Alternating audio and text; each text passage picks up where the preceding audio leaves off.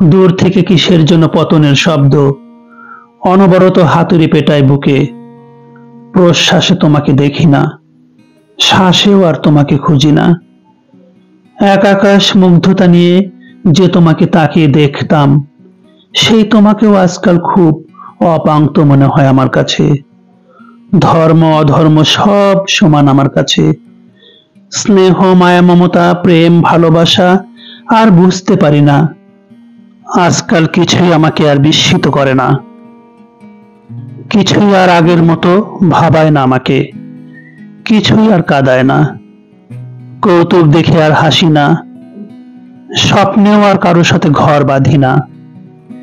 কেমন নিষ্প্রেহ আমি, কতটা নিষ্প্রভ আমি।